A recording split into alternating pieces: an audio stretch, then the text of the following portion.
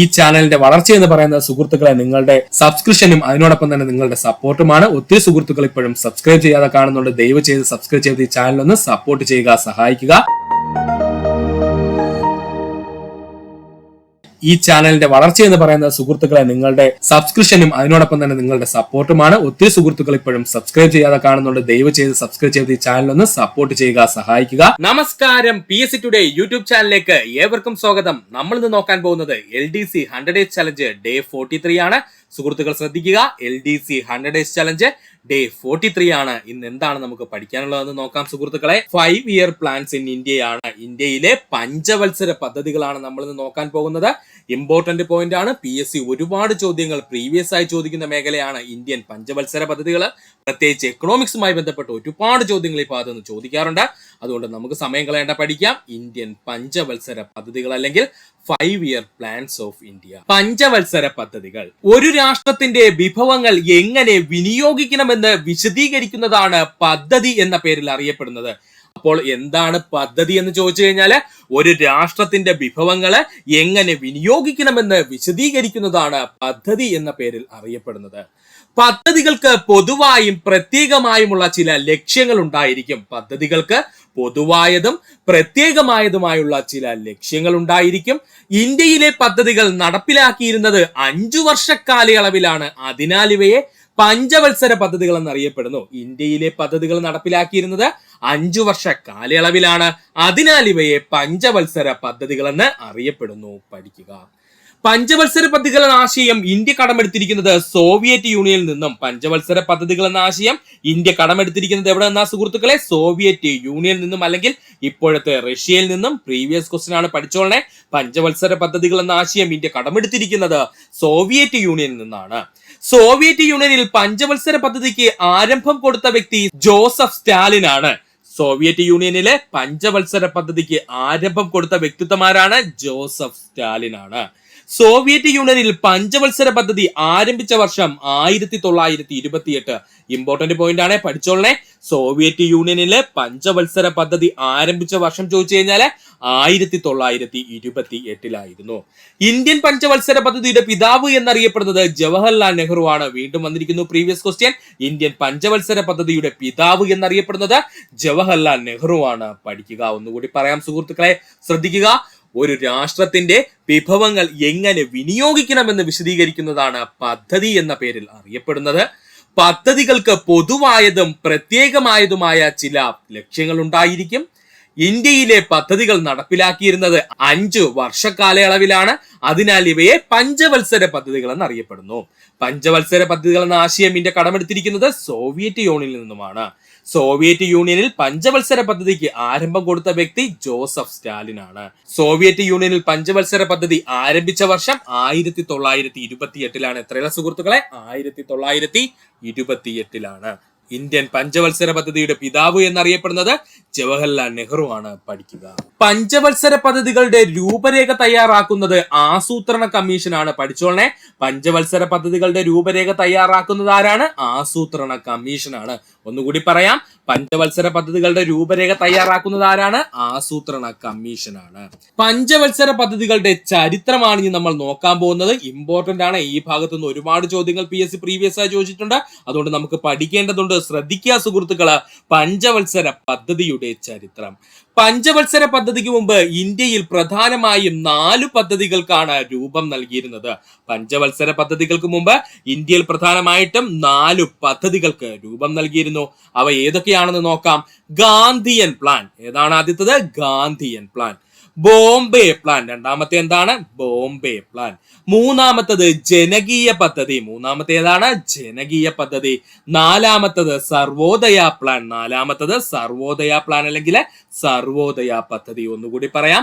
പഞ്ചവത്സര പദ്ധതിക്ക് മുമ്പ് ഇന്ത്യയിൽ പ്രധാനമായിട്ടും 4 പദ്ധതികൾക്കാണ് ആദ്യകാലങ്ങളിൽ രൂപം കൊടുത്തത്. ആ പദ്ധതികൾ ഏതൊക്കെയെന്ന് ചോദിച്ചാൽ ഗാന്ധിയൻ പ്ലാൻ, ബോംബെ പ്ലാൻ, ജനകീയ പദ്ധതി, അതുപോലെ സർവോദയ പദ്ധതി. പഠിക്കുക. ആദ്യമായി നമുക്ക് നോക്കാനുള്ളത് ഗാന്ധിയൻ പ്ലാനെ പറ്റിയാണ്. സുഹൃത്തുക്കൾ ശ്രദ്ധിക്കുക. ഗാന്ധിയൻ പ്ലാൻ അല്ലെങ്കിൽ ഗാന്ധിയൻ പദ്ധതി. 1944 ഗാന്ധിയൻ പ്ലാൻ ആവിഷ്കരിച്ച വ്യക്തി SN അഗർവാൾ ആണ്. പഠിക്കണ ഈ വ്യക്തിത്വത്തിന്റെ പേര് ഇമ്പോർട്ടന്റ് ആണ്. PSC ഒരുപാട് തവണ ചോദിച്ചിട്ടുണ്ട്. 1944 ഗാന്ധിയൻ പ്ലാൻ ആവിഷ്കരിച്ച വ്യക്തിത്വമായിരുന്നു ചോദിച്ചാൽ അത് എസ്.എൻ. അഗർവാൾ ആണ്. ഗാന്ധിയൻ ആദർശങ്ങളുടെ അടിസ്ഥാനത്തിലാണ് ഗാന്ധിയൻ പ്ലാൻ ആവിഷ്കരിച്ചത്. ഗാന്ധിയൻ ആദർശങ്ങളുടെ അടിസ്ഥാനത്തിലാണ് ഗാന്ധിയൻ പ്ലാൻ ആവിഷ്കരിച്ചത്. ഈ പദ്ധതിയിലൂടെ ലക്ഷ്യം വെച്ചത് സാമ്പത്തിക വികേന്ദ്രീകരണവും അതുപോലെ തന്നെ കുടിൽ വ്യവസായങ്ങളുടെ ഉന്നമനത്തിലൂടെയുള്ള ഗ്രാമവികസനവുമായിരുന്നു. കൺഫ്യൂഷൻ വേണ്ട, ഒന്നുകൂടെ പറഞ്ഞുതരാം. നമ്മുടെ ഈ ഗാന്ധിയൻ പ്ലാൻ അല്ലെങ്കിൽ ഗാന്ധിയൻ പദ്ധതി എന്താണ് ലക്ഷ്യം വെച്ചത് എന്ന് ചോദിച്ചു കഴിഞ്ഞാല് സാമ്പത്തിക വികേന്ദ്രീകരണം, കുടിൽ വ്യവസായങ്ങളുടെ ഉന്നമനത്തിലൂടെയുള്ള ഗ്രാമ വികസനവുമായിരുന്നു. നാരായൺ അഗർവാൾ വാർധ കോളേജിലെ പ്രിൻസിപ്പളായി സേവനമനുഷ്ഠിച്ചിരുന്ന വ്യക്തിത്വമായിരുന്നു. പഠിച്ചോളനെ, എങ്ങാനും ബൈ ചാൻസ് PSC ചോദിച്ചു കഴിഞ്ഞാൽ നമുക്ക് എഴുതാം, റാങ്ക് മേക്കിംഗ് ആയിട്ട് ചോദിക്കാൻ സാധ്യതയുണ്ട്. നാരായൺ അഗർവാള് വാർധ കോളേജിലെ പ്രിൻസിപ്പളായിട്ട് സേവനമനുഷ്ഠിച്ചിരുന്ന വ്യക്തിയായിരുന്നു. ഗാന്ധിയൻ പ്ലാനിന്റെ അവതാരിക എഴുതി തയ്യാറാക്കിയത് മഹാത്മാഗാന്ധിജിയാണ്. ഗാന്ധിയൻ പ്ലാനിന്റെ അവതാരിക എഴുതിയതാരാണ്? നമ്മുടെ മഹാത്മാഗാന്ധിജിയാണ്. ഗാന്ധിയ സമ്പദ് വ്യവസ്ഥയുടെ പ്രധാന വക്താക്കളിൽ ഒരാളായിരുന്നു JC കുമാരപ്പ. മറക്കല്ലേ, ഗാന്ധിയൻ സമ്പദ് വ്യവസ്ഥയുടെ പ്രധാന വക്താക്കളിൽ ഒരാൾ ആരെന്ന് ചോദിച്ചാൽ അത് JC കുമാരപ്പയായിരുന്നു. എക്കണോമിക് ഓഫ് പെർഫോമൻസ് എന്ന പുസ്തകത്തിന്റെ രചയിതാവ് JC കുമാരപ്പ. ഒരുപാട് തവണ PSC പ്രീവിയസ് ആയി ചോദിച്ച പുസ്തകമാണ്. എക്കണോമിക്സ് ഓഫ് പെർഫോമൻസ് എന്നുള്ള പുസ്തകത്തിന്റെ രചയിതാവെന്ന് ചോദിച്ചാൽ അത് JC കുമാരപ്പയാണ്. പഠിക്കുക. ഒന്നുകൂടി പറയാം, നമ്മൾ ഗാന്ധിയൻ പ്ലാനിനെ പറ്റിയാണ് പറഞ്ഞത്. 1944 ഗാന്ധിയൻ പ്ലാൻ ആവിഷ്കരിച്ച വ്യക്തിത്വം ആരാണ്? എസ്.എൻ. അഗർവാൾ ആണ്.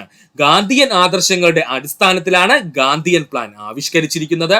ഈ പദ്ധതിയുടെ ലക്ഷ്യം എന്തെന്ന് ചോദിച്ചു കഴിഞ്ഞാൽ സാമ്പത്തിക വികേന്ദ്രീകരണവും കുടിൽ വ്യവസായങ്ങളിലൂടെ ഉന്നമനത്തിലൂടെയുള്ള ഗ്രാമ വികസനവുമാണ്. കുടിൽ വ്യവസായങ്ങളുടെ ഉന്നമനത്തിലൂടെയുള്ള ഗ്രാമവികസനവും സാമ്പത്തിക വികേന്ദ്രീകരണവുമാണ് ഗാന്ധിയൻ പ്ലാനിന്റെ ലക്ഷ്യം. നാരായൺ അഗർവാൾ എന്ന് പറയുന്ന വ്യക്തിത്വം വാർധ കോളേജിലെ പ്രിൻസിപ്പളായി സേവനമനുഷ്ഠിച്ചിരുന്ന വ്യക്തിത്വമായിരുന്നു.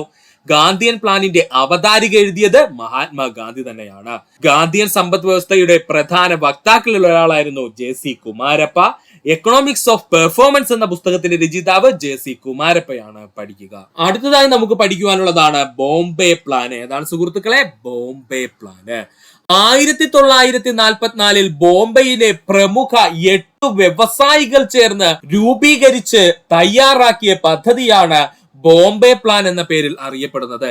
എന്താ ബോംബെ പ്ലാൻ എന്ന് ചോദിച്ചു കഴിഞ്ഞാല് 1944 ബോംബെയിലെ പ്രമുഖ 8 വ്യവസായികൾ ചേർന്ന് രൂപീകരിച്ച പദ്ധതി അല്ലെങ്കിൽ രൂപീകരിച്ച് തയ്യാറാക്കിയ പദ്ധതി അറിയപ്പെടുന്ന പേരാണ് ബോംബെ പ്ലാൻ. ബോംബെ പദ്ധതിക്ക് രൂപം നൽകിയ വ്യക്തിത്വങ്ങൾ ഒന്ന് പഠിച്ചു വെക്കുക. JRD Tata, GD Birla, Purushottamdas Thakur, Lala Shriram, Kasturbhai Lalbhai, AD Shroff, അർദേശി Dayal, അതുപോലെ മലയാളിയായ ജോൺ മത്തായിയും. ഒന്നുകൂടി പറയാം സുഹൃത്തുക്കളെ, ശ്രദ്ധിച്ചിരിക്കുക. ബോംബെ പദ്ധതിക്ക് രൂപം നൽകിയ വ്യക്തിത്വങ്ങൾ ആരൊക്കെയായിരുന്നു? JRD Tata, GD Birla, Purushottamdas Thakur, Lala Shriram, Kasturbhai Lalbhai, AD Shroff, Ardeshir Dalal, John Mathai എന്നിവരായിരുന്നു. ഇതിൽ ജോൺ മത്തായി മലയാളിയായിരുന്നു. പഠിക്കുക. ബോംബെ പ്ലാനിന്റെ പിന്നിൽ പ്രവർത്തിച്ചിരുന്ന മലയാളിയാണെന്ന് ചോദിച്ചാൽ ജോൺ മത്തായി. നമ്മൾ ഓൾറെഡി പറഞ്ഞു കഴിഞ്ഞു. ബോംബെ പ്ലാനിന് പിന്നിൽ പ്രവർത്തിച്ചിരുന്ന മലയാളി വ്യക്തിത്വമാരാണ്? ജോൺ മത്തായി ആണ്. A brief memorandum outlining A plan of economic development of India എന്ന പേരിൽ അറിയപ്പെട്ടിരുന്ന പദ്ധതി ബോംബെ പദ്ധതി. ഇമ്പോർട്ടന്റ് ആണ്. A brief memorandum of lining A plan of economic development of India എന്ന പേരിൽ അറിയപ്പെട്ടിരുന്ന പദ്ധതി എന്ന് ചോദിച്ചു കഴിഞ്ഞാൽ അത് ബോംബെ പദ്ധതിയായിരുന്നു. ബോംബെ പദ്ധതിക്ക് നേതൃത്വം നൽകിയത് അർദേശിൽ ദലാൽ ആയിരുന്നു. പഠിച്ചോളനെ, ബോംബെ പദ്ധതിക്ക് നേതൃത്വം നൽകിയ വ്യക്തിത്വം ആരായിരുന്നു? അർദേശിൽ ദലാൽ ആയിരുന്നു. 1944 ബ്രിട്ടീഷ് ഇന്ത്യ ഗവൺമെന്റ് രൂപീകരിച്ച പ്ലാനിംഗ് ആൻഡ് ഡെവലപ്മെന്റ് ഡിപ്പാർട്ട്മെന്റിന്റെ അധ്യക്ഷൻ ആരായിരുന്നു ചോദിച്ചാൽ അതും അർദേശിൽ ദയാൽ ആയിരുന്നു. പഠിച്ചോളനെ, അർദേശിൽ ദലാൽ ഇമ്പോർട്ടന്റ് ആണ്. ബോംബെ പദ്ധതിക്ക് നേതൃത്വം നൽകിയിരുന്ന വ്യക്തിയാണെന്ന് ചോദിച്ചാൽ അത് അർദേശിൽ ദലാൽ ആയിരുന്നു. അതുപോലെ തന്നെ 1944 ബ്രിട്ടീഷ് ഇന്ത്യ ഗവൺമെന്റ് രൂപീകരിച്ച പ്ലാനിംഗ് ആൻഡ് ഡെവലപ്മെന്റ് ഡിപ്പാർട്ട്മെന്റിന്റെ അധ്യക്ഷൻ ആരെന്ന് ചോദിച്ചാൽ അതും അർദേശിൽ ദലാൽ ആയിരുന്നു. പഠിക്കുക. അടുത്തതായി നമുക്ക് പഠിക്കുവാനുള്ളതാണ് ജനകീയ പദ്ധതി. നമുക്ക് നോക്കാം എന്താണ് ജനകീയ പദ്ധതി എന്ന. ജനകീയ പദ്ധതി അഥവാ പീപ്പിൾസ് പ്ലാൻ ആവിഷ്കരിച്ചത് എം.എൻ. റോയ് ആയിരുന്നു. ജനകീയ പദ്ധതി അഥവാ പീപ്പിൾസ് പ്ലാൻ ആവിഷ്കരിച്ച വ്യക്തിത്വമാരെന്ന് ചോദിച്ചാൽ അത് എം.എൻ. റോയ് ആയിരുന്നു. കൃഷിക്കാണ് ഈ പദ്ധതിയിൽ പ്രഥമ പരിഗണന നൽകിയത്. പഠിക്കുക, കൃഷിക്കാണ് ഈ പദ്ധതിയിൽ പ്രഥമ പരിഗണന നൽകിയത്. റാഡിക്കൽ പ്ലാൻ എന്ന പേരിൽ അറിയപ്പെട്ടിരുന്ന പദ്ധതി ജനകീയ പദ്ധതി. PSCയുടെ പ്രീവിയസ് ക്വസ്റ്റ്യൻ ആണ്. റാഡിക്കൽ പ്ലാൻ എന്ന പേരിൽ അറിയപ്പെട്ടിരുന്ന പദ്ധതി ചോദിച്ചാൽ അത് ജനകീയ പദ്ധതിയാണ്. എം.എൻ. റോയ് ജനകീയ പദ്ധതി കൊണ്ടുവന്ന വർഷം 1945. ഇമ്പോർട്ടന്റ്.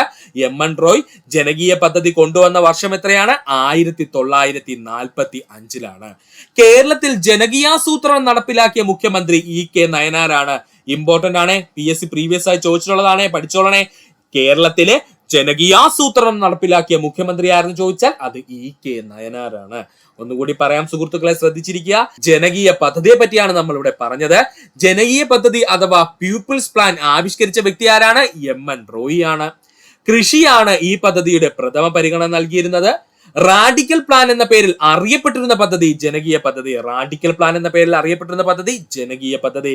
എം.എൻ. റോയ് ജനകീയ പദ്ധതി കൊണ്ടുവന്ന വർഷം 1945.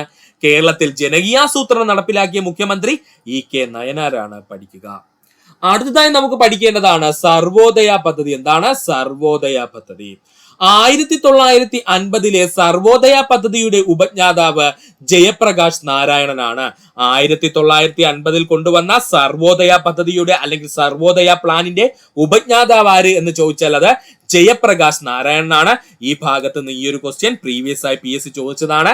അതായത് ഇവിടെ നിന്ന് ചോദിച്ചത് സർവോദയ പദ്ധതി രൂപീകരിച്ച വർഷം ചോദിച്ചിട്ടുണ്ട്. 1950. ആരാണ് രൂപീകരിച്ചതും അല്ലെങ്കിൽ ഉപജ്ഞാതാവ് ആര് എന്നും ചോദിച്ചിട്ടുണ്ട്. ഉത്തരം ജയപ്രകാശ് നാരായണനാണ്.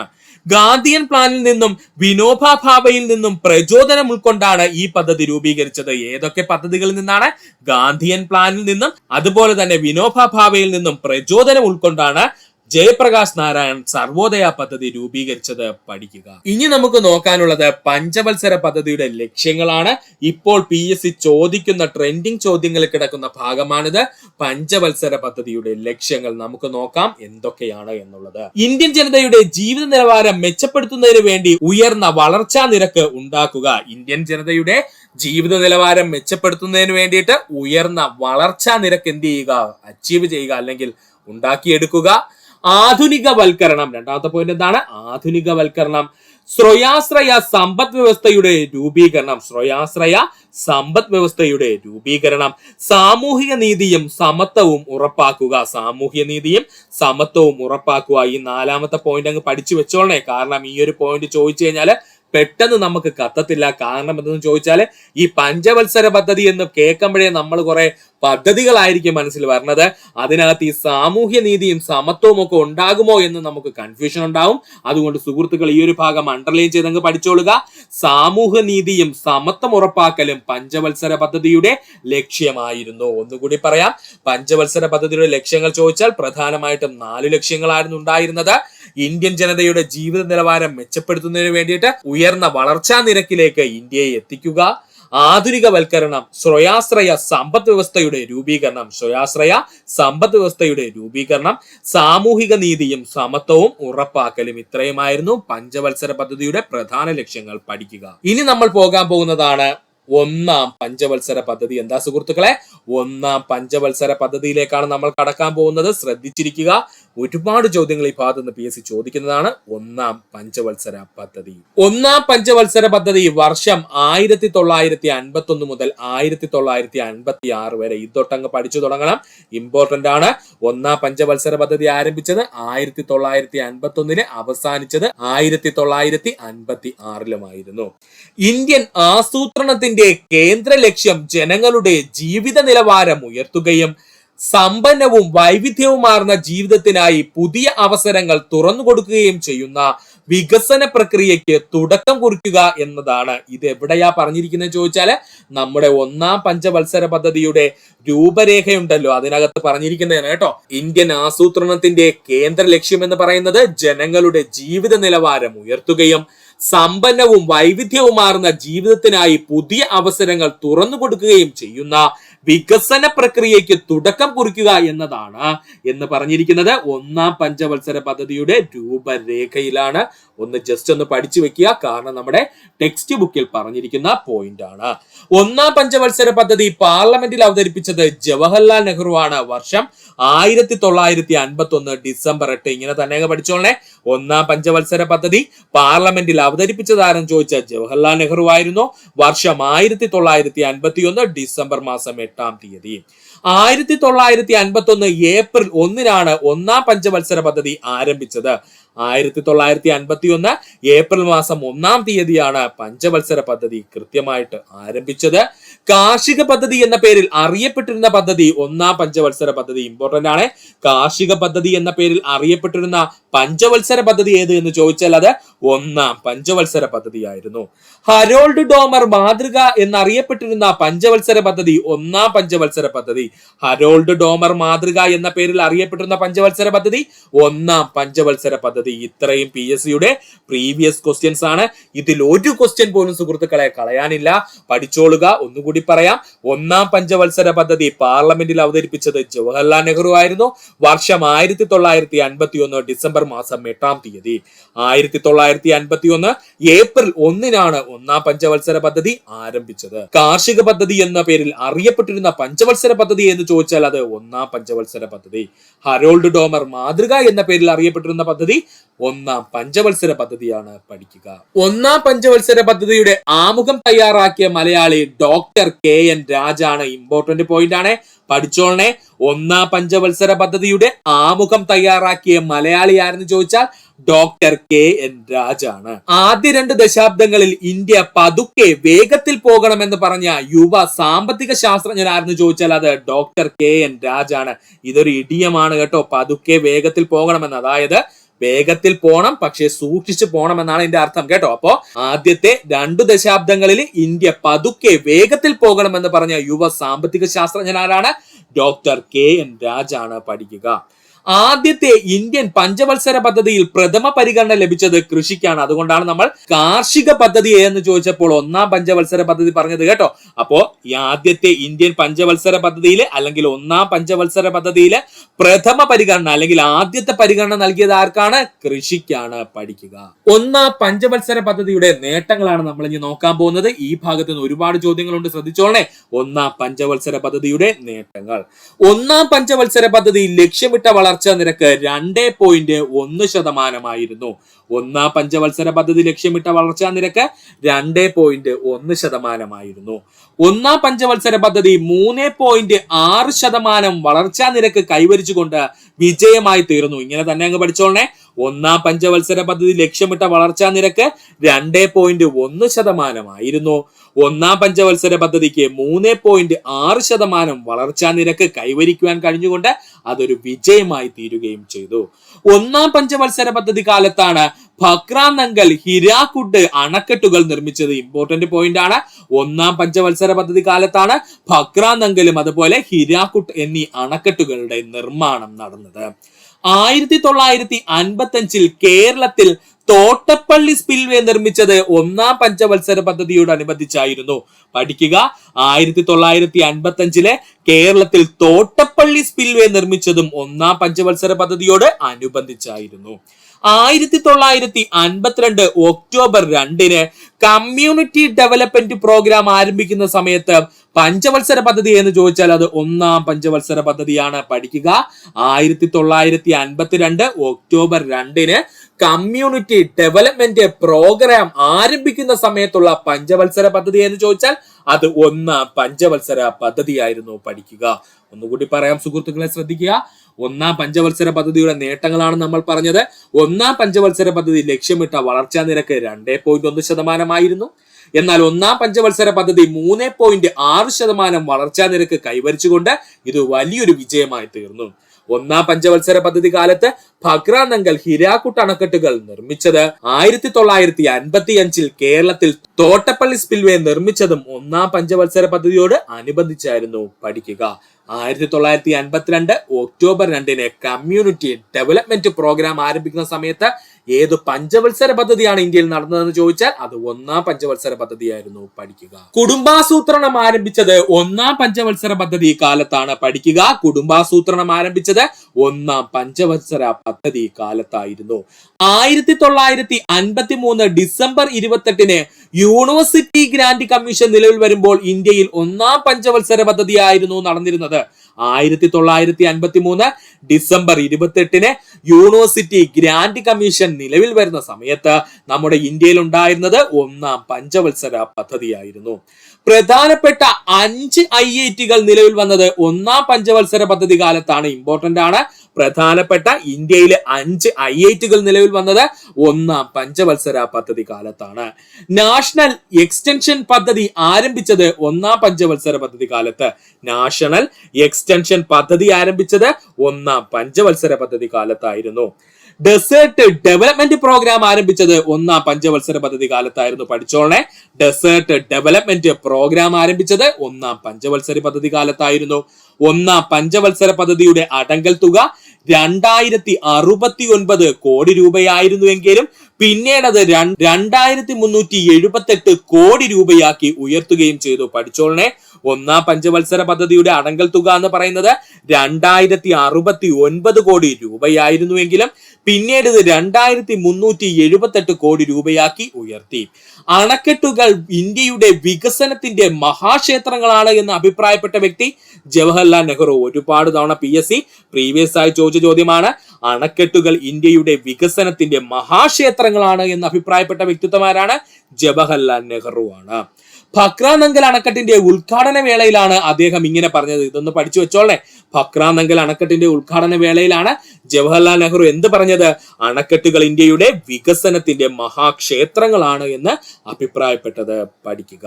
ഒന്നുകൂടി പറയാം സുഹൃത്തുക്കളെ, ശ്രദ്ധിക്കുക. കുടുംബാസൂത്രണം ആരംഭിച്ചത് ഒന്നാം പഞ്ചവത്സര പദ്ധതി കാലത്താണ്. 1953 ഡിസംബർ 28 യൂണിവേഴ്സിറ്റി ഗ്രാന്റ് കമ്മീഷൻ നിലവിൽ വന്ന സമയത്ത് ഒന്നാം പഞ്ചവത്സര പദ്ധതിയായിരുന്നു ഇന്ത്യയിൽ ഉണ്ടായിരുന്നത്. പ്രധാനപ്പെട്ട 5 IITകൾ ഇന്ത്യയിൽ നിലവിൽ വരുന്ന സമയത്തും ഒന്നാം പഞ്ചവത്സര പദ്ധതിയായിരുന്നു. നാഷണൽ എക്സ്റ്റൻഷൻ പദ്ധതി ആരംഭിച്ചത് ഒന്നാം പഞ്ചവത്സര പദ്ധതി കാലത്താണ്. ഡെസേർട്ട് ഡെവലപ്മെന്റ് പ്രോഗ്രാം ആരംഭിച്ചത് ഒന്നാം പഞ്ചവത്സര പദ്ധതി കാലത്താണ്. ഒന്നാം പഞ്ചവത്സര പദ്ധതിയുടെ അടങ്കൽ തുക 2069 കോടി രൂപയായിരുന്നുവെങ്കിലും പിന്നീട് ഇത് 2378 കോടി രൂപയാക്കി ഉയർത്തി. അണക്കെട്ടുകൾ ഇന്ത്യയുടെ വികസനത്തിന്റെ മഹാക്ഷേത്രങ്ങളാണ് എന്ന് അഭിപ്രായപ്പെട്ട വ്യക്തി ജവഹർലാൽ നെഹ്റു ആണ്. ഭക്രാനങ്കൽ അണക്കെട്ടിന്റെ ഉദ്ഘാടന വേളയിലാണ് ഇദ്ദേഹം ഇങ്ങനെ പറഞ്ഞത്. പഠിക്കുക. അടുത്തതായി നമ്മൾ പഠിക്കാൻ പോകുന്നത് സെക്കൻഡ് പ്ലാൻ അഥവാ രണ്ടാം പഞ്ചവത്സര പദ്ധതിയെ പറ്റിയിട്ടാണ് കേട്ടോ.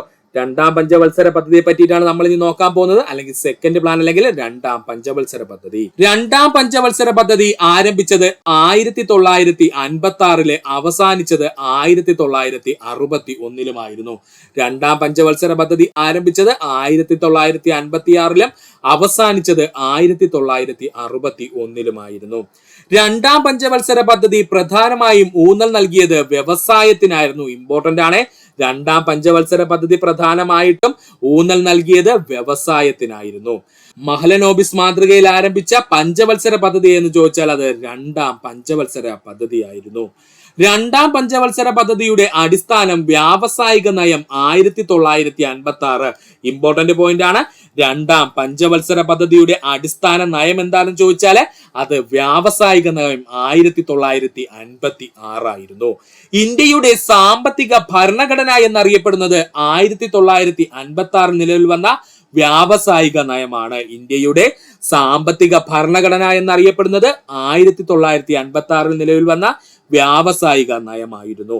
സോഷ്യലിസത്തിൽ അടിസ്ഥിതമായ സമൂഹത്തെ വാർത്തെടുക്കുക എന്ന ഉദ്ദേശമായിരുന്നു രണ്ടാം പഞ്ചവത്സര പദ്ധതിക്ക് ഉണ്ടായിരുന്നത്. എന്താണ് രണ്ടാം പഞ്ചവത്സര പദ്ധതിക്ക് ഉണ്ടായിരുന്നത്? സോഷ്യലിസത്തിൽ അധിഷ്ഠിതമായിട്ടുള്ള സമൂഹത്തെ വാർത്തെടുക്കുക എന്ന ഉദ്ദേശമായിരുന്നു രണ്ടാം പഞ്ചവത്സര പദ്ധതിക്ക് ഉണ്ടായിരുന്നത്. തൊഴിലില്ലായ്മ കുറയ്ക്കുക എന്ന ലക്ഷ്യത്തോടെ മുന്നോട്ട് വന്ന പഞ്ചവത്സര പദ്ധതി രണ്ടാം പഞ്ചവത്സര പദ്ധതി. ഇമ്പോർട്ടന്റ് ആണ്. തൊഴിലില്ലായ്മ കുറയ്ക്കുക എന്ന ലക്ഷ്യത്തോടെ മുന്നോട്ട് വന്ന പഞ്ചവത്സര പദ്ധതി എന്ന് ചോദിച്ചാൽ രണ്ടാം പഞ്ചവത്സര പദ്ധതി. കാരണം എന്താ സുഹൃത്തുക്കളെ, വ്യാവസായിക പദ്ധതി എന്നറിയപ്പെടുന്നത് രണ്ടാം പഞ്ചവത്സര പദ്ധതിയാണ്. അതുകൊണ്ട് തന്നെ വ്യവസായ മേഖല വളർന്നു കഴിഞ്ഞാൽ സ്വാഭാവികമായിട്ടും തൊഴിലില്ലായ്മ കുറയുകയും ചെയ്യും. അപ്പോൾ തൊഴിലില്ലായ്മ കുറയ്ക്കുക എന്ന ലക്ഷ്യത്തോടെ മുന്നോട്ട് വന്ന പഞ്ചവത്സര പദ്ധതി ഏതാണ്? രണ്ടാം പഞ്ചവത്സര പദ്ധതിയാണ്. പഠിക്കുക. ഒന്നുകൂടി പറയാം സുഹൃത്തുക്കളെ, ശ്രദ്ധിക്കുക. രണ്ടാം പഞ്ചവത്സര പദ്ധതി പ്രധാനമായും ഊന്നൽ നൽകിയത് വ്യവസായത്തിനാണ്. അതുകൊണ്ട് വ്യാവസായിക പദ്ധതി എന്നറിയപ്പെടുന്നത് രണ്ടാം പഞ്ചവത്സര പദ്ധതി. മഹലനോബിസ് മാതൃകയിൽ ആരംഭിച്ച പഞ്ചവത്സര പദ്ധതി രണ്ടാം പഞ്ചവത്സര പദ്ധതി. രണ്ടാം പഞ്ചവത്സര പദ്ധതിയുടെ അടിസ്ഥാനം വ്യാവസായിക നയം 1956 ഇന്ത്യയുടെ സാമ്പത്തിക ഭരണഘടന എന്നറിയപ്പെടുന്നത് 1956 നിലവിൽ വന്ന വ്യാവസായിക നയമാണ്. സോഷ്യലിസത്തിൽ അധിഷ്ഠിതമായ സമൂഹത്തെ വാർത്തെടുക്കുക എന്ന ഉദ്ദേശമായിരുന്നു രണ്ടാം പഞ്ചവത്സര പദ്ധതിക്ക് ഉണ്ടായിരുന്നത്. തൊഴിലില്ലായ്മ കുറയ്ക്കുക എന്ന ലക്ഷ്യത്തോടെ മുന്നോട്ട് വന്ന പഞ്ചവത്സര പദ്ധതി രണ്ടാം പഞ്ചവത്സര പദ്ധതി. പഠിക്കുക. ഇനി നമുക്ക് നോക്കാനുള്ളത് രണ്ടാം പഞ്ചവത്സര പദ്ധതിയുടെ നേട്ടങ്ങളാണ്. രണ്ടാം പഞ്ചവത്സര പദ്ധതിയുടെ നേട്ടങ്ങൾ. രണ്ടാം പഞ്ചവത്സര പദ്ധതി ലക്ഷ്യമിട്ട വളർച്ച 4.5% എങ്കിലും 4.27% മാത്രമേ കൈവരിക്കുവാൻ കഴിഞ്ഞുള്ളൂ. ഇമ്പോർട്ടന്റ് ആണ്.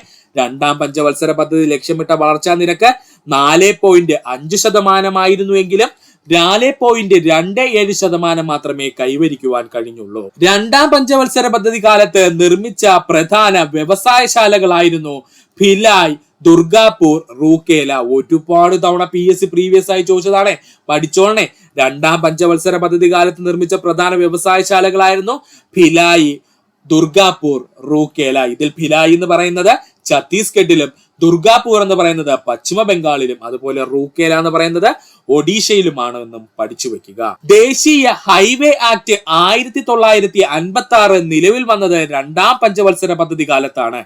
ദേശീയ ഹൈവേ ആക്ട് 1956 നിലവിൽ വന്നത് രണ്ടാം പഞ്ചവത്സര പദ്ധതി കാലത്താണ്. ഒന്നുകൂടി പറയാം സുഹൃത്തുക്കളെ, ശ്രദ്ധിക്കുക. രണ്ടാം പഞ്ചവത്സര പദ്ധതിയുടെ നേട്ടങ്ങളാണ് നമ്മൾ പറഞ്ഞത്.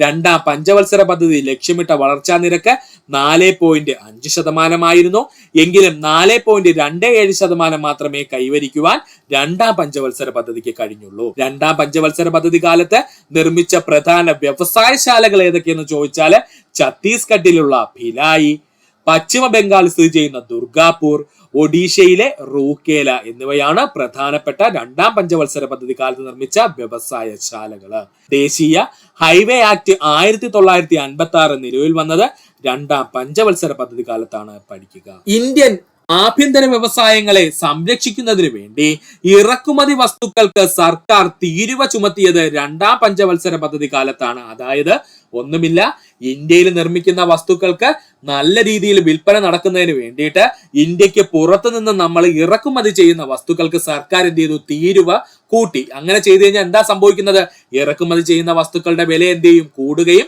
കൂടുതലായിട്ട് ജനങ്ങൾ എന്ത് ചെയ്യും? നമ്മൾ ആഭ്യന്തരമായിട്ട് നിർമ്മിക്കുന്ന അല്ലെങ്കിൽ ഇന്ത്യ നിർമ്മിക്കുന്ന വസ്തുക്കൾ ഉപയോഗിക്കുകയും ചെയ്യും. ഇതാണ് ചെയ്തത്. ഇന്ത്യൻ ആഭ്യന്തര വ്യവസായങ്ങളെ സംരക്ഷിക്കുന്നതിന് വേണ്ടിയിട്ട് ഇറക്കുമതി വസ്തുക്കൾക്ക് സർക്കാർ തീരുവ ചുമത്തുകയും ഇത് രണ്ടാം പഞ്ചവത്സര പദ്ധതി കാലത്താണ് നിലവിൽ വരികയും ചെയ്തത്. ബംഗാളിൽ ചിത്തരാഞ്ചനും തമിഴ്നാട്ടിൽ പേരാമ്പൂർ എന്നീവിടങ്ങളില് റെയിൽവേ കോച്ച് ഫാക്ടറികൾ ആരംഭിച്ചത് രണ്ടാം പഞ്ചവത്സര പദ്ധതി കാലത്താണ്. പഠിച്ചോളനെ. ബംഗാളിലെ ചിത്തരാഞ്ചനിലും തമിഴ്നാട്ടിലെ പേരമ്പൂർ എന്നിവിടങ്ങളില് റെയിൽവേ കോച്ച് ഫാക്ടറികൾ സ്ഥാപിച്ചത് രണ്ടാം പഞ്ചവത്സര പദ്ധതി കാലത്തായിരുന്നു. യൂണിവേഴ്സിറ്റി ഗ്രാന്റ് കമ്മീഷൻ ഒരു സ്റ്റാറ്റ്യൂട്ടറി പദവി ലഭിക്കുന്നത് രണ്ടാം പഞ്ചവത്സര പദ്ധതി കാലത്താണ്. യൂണിവേഴ്സിറ്റി ഗ്രാന്റ് കമ്മീഷന് സ്റ്റാറ്റ്യൂട്ടറി പദവി ലഭിക്കുന്നത് രണ്ടാം പഞ്ചവത്സര പദ്ധതി കാലത്താണ്. കൽക്കരി ഉൽപാദനം വർദ്ധിപ്പിക്കുകയും വടക്കു കിഴക്കൻ മേഖലകളിൽ കൂടുതൽ റെയിൽവേ പാതകൾ നിർമ്മിക്കുകയും ചെയ്തു രണ്ടാം പഞ്ചവത്സര പദ്ധതി കാലത്ത്. ഇമ്പോർട്ടന്റ് ആണ്. കൽക്കരി ഉൽപാദനം വർദ്ധിപ്പിക്കുകയും വടക്കു കിഴക്കൻ മേഖലകളിൽ കൂടുതൽ റെയിൽവേ പാതകൾ നിർമ്മിക്കുകയും ചെയ്തു രണ്ടാം പഞ്ചവത്സര പദ്ധതി കാലത്ത്. പ്രമുഖ ഗവേഷണ കേന്ദ്രമായ Tata institute of fundamental and research സ്ഥാപിതമായത് രണ്ടാം പഞ്ചവത്സര പദ്ധതി കാലത്താണ്. പ്രമുഖ ഗവേഷണ കേന്ദ്രമായ Tata institute of fundamental research സ്ഥാപിതമായത് രണ്ടാം പഞ്ചവത്സര പദ്ധതി കാലത്താണ്. പഠിക്കുക. ഒന്നുകൂടി പറയാം സുഹൃത്തുക്കളെ, ശ്രദ്ധിക്കുക. ഇമ്പോർട്ടന്റ് ആണ്. ഇന്ത്യൻ ആഭ്യന്തര വ്യവസായങ്ങളെ സംരക്ഷിക്കുന്നതിന് വേണ്ടിയിട്ട് ഇറക്കുമതി വസ്തുക്കൾക്ക് സർക്കാർ തീരുവ ചുമത്തിയത് രണ്ടാം പഞ്ചവത്സര പദ്ധതി കാലത്താണ്. ബംഗാളിലെ ചിത്തിരാഞ്ചലിലും തമിഴ്നാട്ടിലെ പേരമ്പൂർ എന്നിവിടങ്ങളിൽ റെയിൽവേ കോച്ച് ഫാക്ടറികൾ സ്ഥാപിച്ചത് രണ്ടാം പഞ്ചവത്സര പദ്ധതി കാലത്താണ്.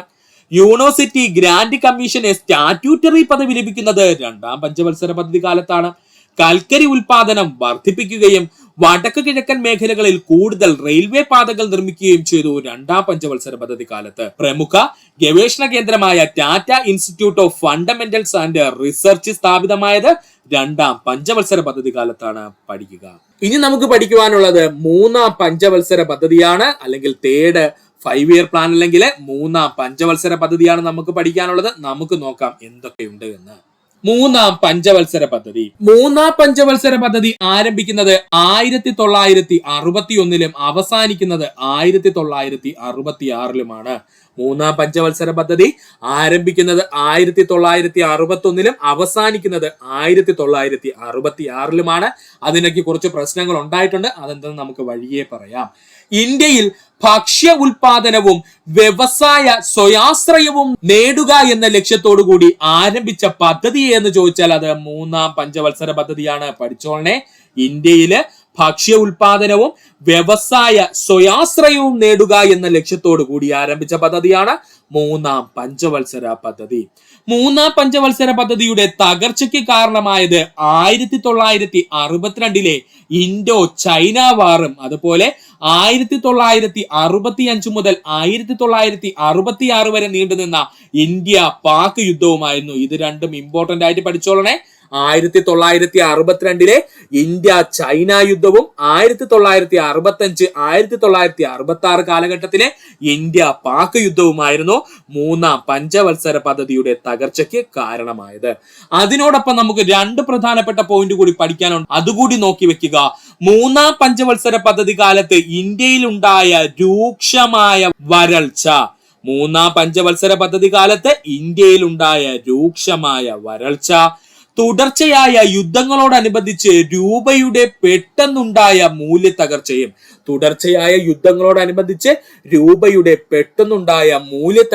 എന്തിനു കാരണമായി? മൂന്നാം പഞ്ചവത്സര പദ്ധതിയുടെ തകർച്ചയ്ക്ക് കാരണമായി. ഒന്നുകൂടി പറഞ്ഞുതരാം സുഹൃത്തുക്കളെ, ശ്രദ്ധിച്ചിരിക്കുക. ഇന്ത്യയുടെ ഭക്ഷ്യ ഉൽപാദനവും വ്യവസായ സ്വയാശ്രയവും, അതായത് ആരുടെയും സഹായമില്ലാതെ വ്യവസായം മുന്നോട്ട് കൊണ്ടുപോവുക, ഇതും നേടുന്നതിന് വേണ്ടിയിട്ടാണ്, അല്ലെങ്കിൽ ഇതായിരുന്നു മൂന്നാം പഞ്ചവത്സര പദ്ധതിയുടെ പ്രധാന ലക്ഷ്യം എന്ന് പറയുന്നത്. എന്നാൽ മൂന്നാം പഞ്ചവത്സര പദ്ധതി പകുതിയിൽ വെച്ച് തകർന്നു പോയി. അതിനുള്ള കാരണം എന്തെന്ന് ചോദിച്ചാല് 1962 ഇന്ത്യ ചൈന യുദ്ധവും 1965 മുതൽ 1966 വരെ നീണ്ട ഒരു വർഷം ഉണ്ടായിരുന്ന ഇന്ത്യ പാകിസ്ഥാൻ യുദ്ധവുമായിരുന്നു. ഇതാണ് പ്രധാന തകർച്ചയ്ക്ക് കാരണമെന്ന് പറയുന്നത്. അതിനോടൊപ്പം തന്നെ പഠിക്കുവാനുള്ളതാണ്, മൂന്നാം പഞ്ചവത്സര പദ്ധതി കാലത്ത് ഇന്ത്യയിൽ അതിരൂക്ഷമായിട്ടൊരു വരൾച്ച ഉണ്ടായിരുന്നു. അതുപോലെ തന്നെ തുടർച്ചയായ യുദ്ധങ്ങളോടനുബന്ധിച്ച് രൂപയുടെ പെട്ടെന്നുണ്ടായ മൂല്യത്തകർച്ചയുമാണ് മൂന്നാം പഞ്ചവത്സര പദ്ധതിയുടെ തകർച്ചയ്ക്ക് കാരണം. പഠിക്കുക. ഇനി നമുക്ക് നോക്കാനുള്ളത് മൂന്നാം പഞ്ചവത്സര പദ്ധതിയുടെ നേട്ടങ്ങളാണ്. മൂന്നാം പഞ്ചവത്സര പദ്ധതിയുടെ നേട്ടങ്ങളാണ് നമ്മൾ നോക്കാൻ പോകുന്നത്. ശ്രദ്ധിക്കുക സുഹൃത്തുക്കള്. മൂന്നാം പഞ്ചവത്സര പദ്ധതിക്ക് ഊന്നൽ നൽകിയിരുന്നത് സ്വയം പര്യാപ്തമായ സാമ്പത്തിക വ്യവസ്ഥയിലായിരുന്നു. മൂന്നാം പഞ്ചവത്സര പദ്ധതി ഊന്നൽ നൽകിയത് സ്വയം പര്യാപ്തമായ സാമ്പത്തിക വ്യവസ്ഥയിലായിരുന്നു. അതായത് സ്വന്തമായിട്ട് നമുക്കൊരു നല്ല സാമ്പത്തിക വ്യവസ്ഥ വേണമെന്നായിരുന്നു. കൃഷിക്കും വ്യവസായത്തിനും തുല്യമായ പരിഗണന നൽകിയ പഞ്ചവത്സര പദ്ധതിയായിരുന്നു മൂന്നാം പഞ്ചവത്സര പദ്ധതി. ഇമ്പോർട്ടന്റ്.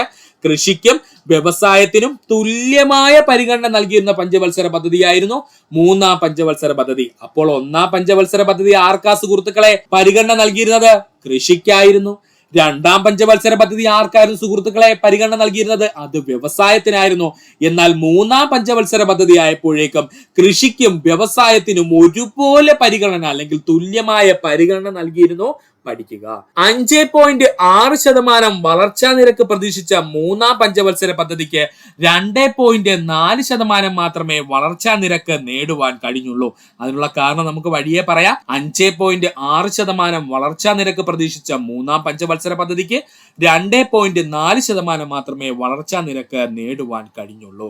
ധാരാളം പ്രൈമറി വിദ്യാലയങ്ങൾ ഗ്രാമീണ മേഖലയിൽ സ്ഥാപിക്കപ്പെട്ടത് മൂന്നാം പഞ്ചവത്സര പദ്ധതി കാലത്തായിരുന്നു. ധാരാളം പ്രൈമറി വിദ്യാലയങ്ങൾ ഗ്രാമീണ മേഖലയിൽ സ്ഥാപിക്കപ്പെട്ടത് മൂന്നാം പഞ്ചവത്സര പദ്ധതി കാലത്തായിരുന്നു. പഠിക്കുക. ഒന്നുകൂടി പറയാം, ശ്രദ്ധിക്കുക സുഹൃത്തുക്കളെ, മൂന്നാം പഞ്ചവത്സര പദ്ധതി ഊന്നൽ നൽകിയിരുന്നത് സ്വയം പര്യാപ്തമായ സാമ്പത്തിക വ്യവസ്ഥയ്ക്കാണ്. കൃഷിക്കും വ്യവസായത്തിനും തുല്യമായ പരിഗണന നൽകിയ പഞ്ചവത്സര പദ്ധതിയായിരുന്നു മൂന്നാം പഞ്ചവത്സര പദ്ധതി. 5.6% വളർച്ചാ നിരക്ക് പ്രതീക്ഷിച്ച മൂന്നാം പഞ്ചവത്സര പദ്ധതിക്ക് 2.4% മാത്രമേ വളർച്ചാ നിരക്ക് നേടുവാൻ കഴിഞ്ഞുള്ളൂ. ധാരാളം പ്രൈമറി വിദ്യാലയങ്ങൾ ഗ്രാമീണ മേഖലയിൽ സ്ഥാപിക്കപ്പെട്ടത് മൂന്നാം പഞ്ചവത്സര പദ്ധതി കാലത്താണ്. പഠിക്കുക. കാർഷിക മേഖലയിൽ വിപ്ലവം സൃഷ്ടിച്ച ഹരിത വിപ്ലവത്തിന് തുടക്കം കുറിച്ചത് മൂന്നാം പഞ്ചവത്സര പദ്ധതി കാലത്താണ്.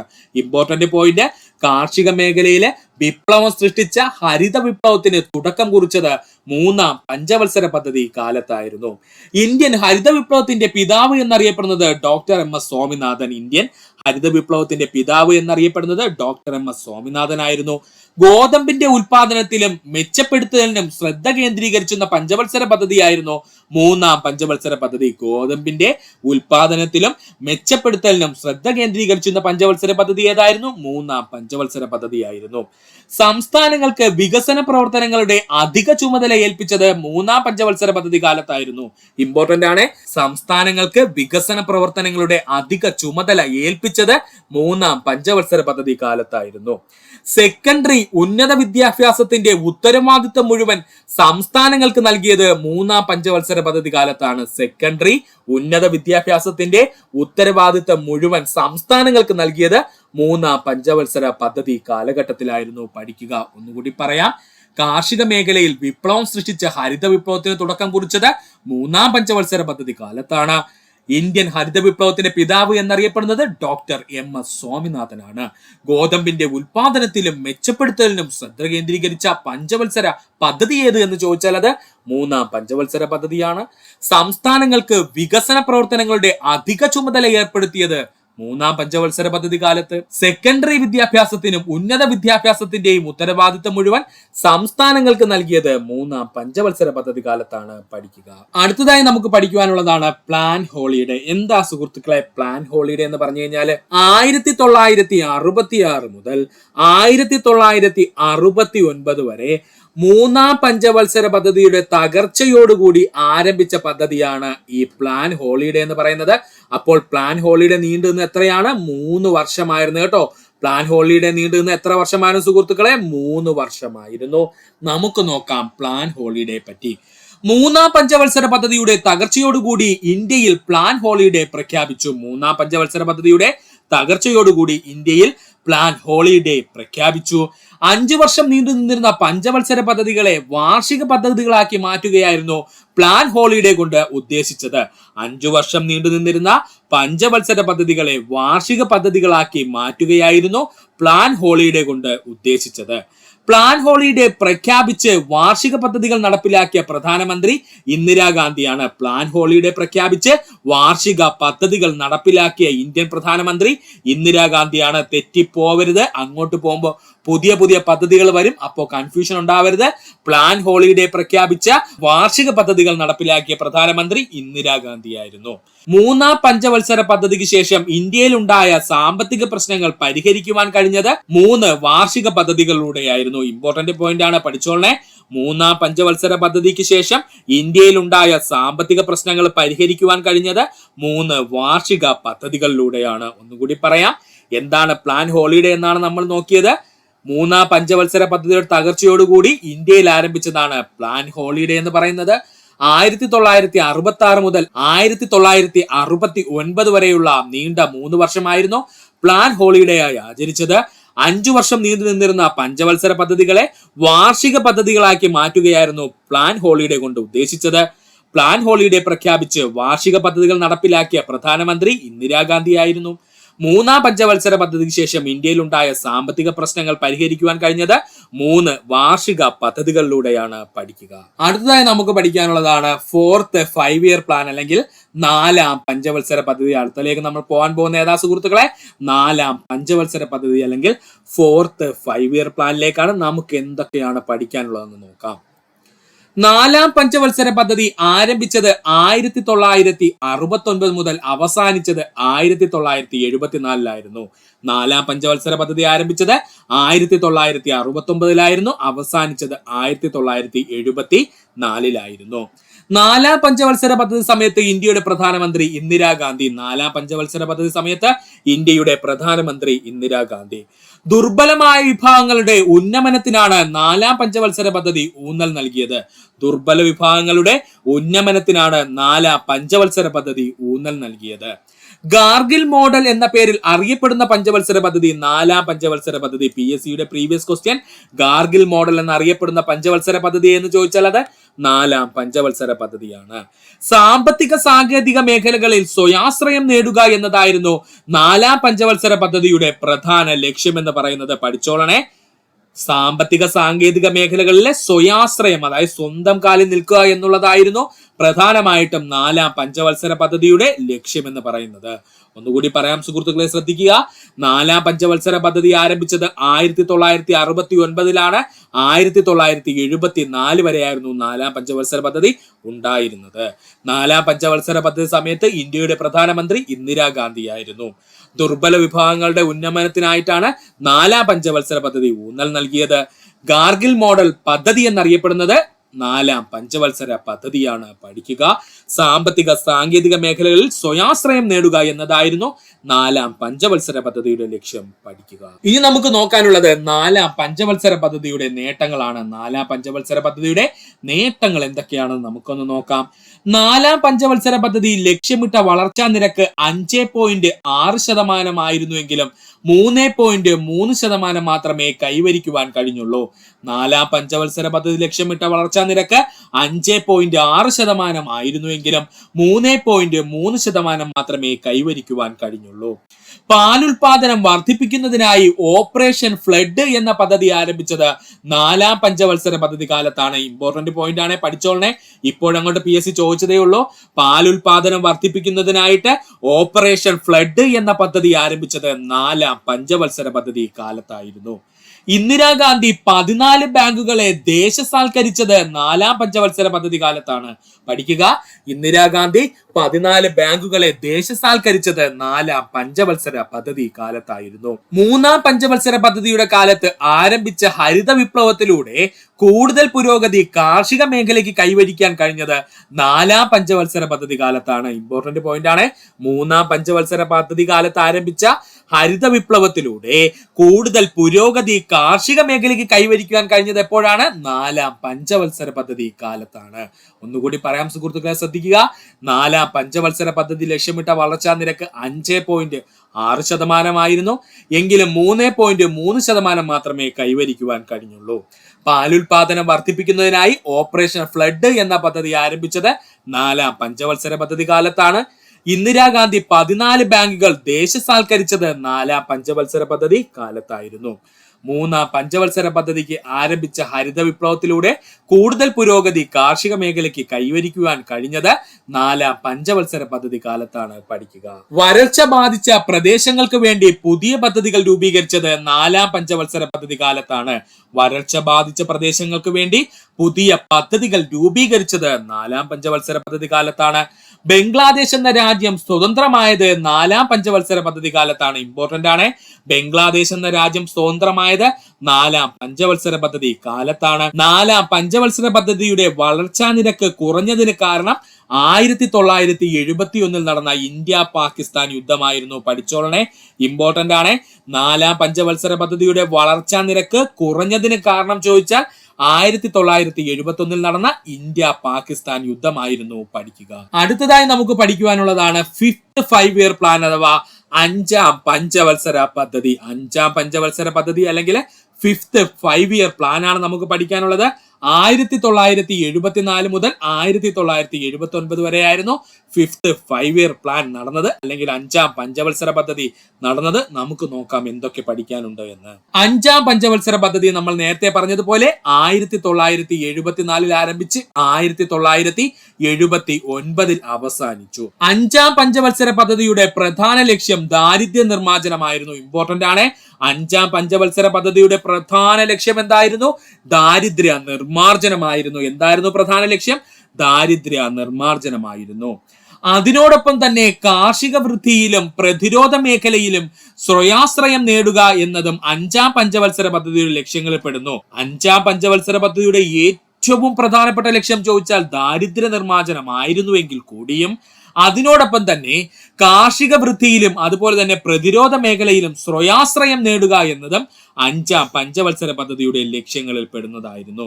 5ാം പഞ്ചവത്സര പദ്ധതി തയ്യാറാക്കിയത് DP ധർ ആണ്. പഠിക്കുക, 5ാം പഞ്ചവത്സര പദ്ധതി തയ്യാറാക്കിയത് DP ധർ ആണ്. 5ാം പഞ്ചവത്സര പദ്ധതി തയ്യാറാക്കിയത് ആരാണ്?